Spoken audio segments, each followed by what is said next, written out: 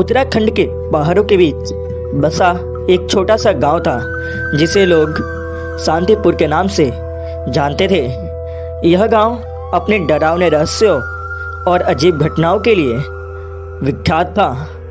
वहां के स्थानीय लोग कहते थे कि यह गांव एक समय पर खुशहाल हुआ करता था, लेकिन एक घटना ने इसे हमेशा के लिए वीरान और भयावह बना दिया। कई साल पहले यह गांव साधारण और शांतिपूर्ण था। यहाँ 25 से 30 परिवार रहते थे जो अपनी खेती और पशुपालन पर निर्भर थे। गांव के बीच में एक बड़ा सा कुआं था जिसे कल्याणी कुआं कहा जाता था। उस कुएं को पवित्र माना जाता था। गांव में एक महिला कामिनी बेहद सुंदर और दयालु थी। उसकी शादी गांव के एक धनी लेकिन कठोर स्वभाव वाले व्यक्ति देवेंद्र से हुई थी। कामिनी पूरे गांव की चहेती थी, लेकिन उसका पति उस पर शक करता था।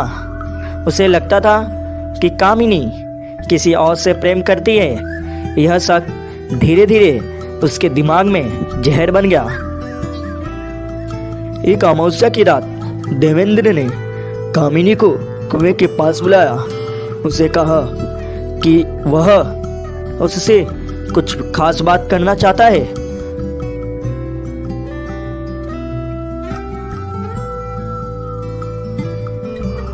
कामिनी बिना किसी संदेह के वहां चली गई। जैसे ही वह पहुंची, देवेंद्र ने उस पर इल्जाम लगाने शुरू कर दिए। उसने गुस्से में आकर कामिनी को धक्का दे दिया और वह कुएं में गिर गई। कहते हैं कि मरते समय कामिनी की आत्मा ने बदला लेने की कसम खाई थी। उसी दिन से गांव में अजीब घटनाएं होने लगी। कामिनी की मौत के बाद गांव में रात के समय अजीब आवाजें सुनाई देने लगी। लोग बताते थे कि कुएं से किसी औरत के रोने और चीखने की आवाजें आती थी। एक किसान गोपाल ने बताया कि एक रात वह देर से खेत से लौट रहा था। उसने देखा कि कुएं के पास एक महिला बैठी थी। जब उसने पास जाकर उसे आवाज दी तो वह महिला धीरे धीरे गायब हो गई।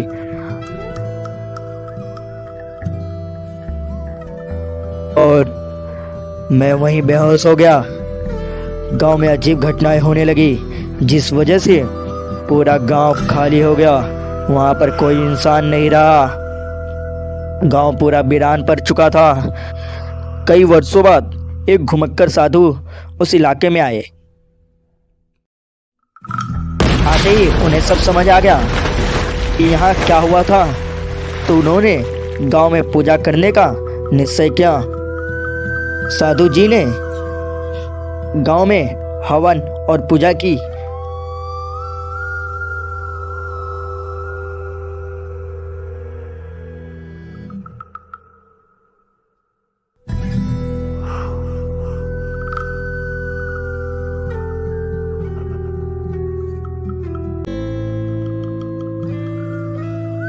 कहते हैं कि कामिनी की आत्मा उसके सामने प्रकट हुई और धीरे धीरे गायब हो गई। साधु के जाने के बाद गांव में डरावनी घटनाएं बंद हो गई, लेकिन लोग वापस वहां बसने की हिम्मत नहीं कर पाए। आज भी उस गांव को भुताहा गांव कहा जाता है। आसपास के लोग उस गांव के पास जाने से डरते हैं, और अगर कोई गलती से वहां चला भी जाए तो सूरज ढलने से पहले वापस लौट आता है। यह गांव एक सबक है कि अन्याय कभी कभी जीवन के बाद भी अपनी छाप छोड़ जाती है।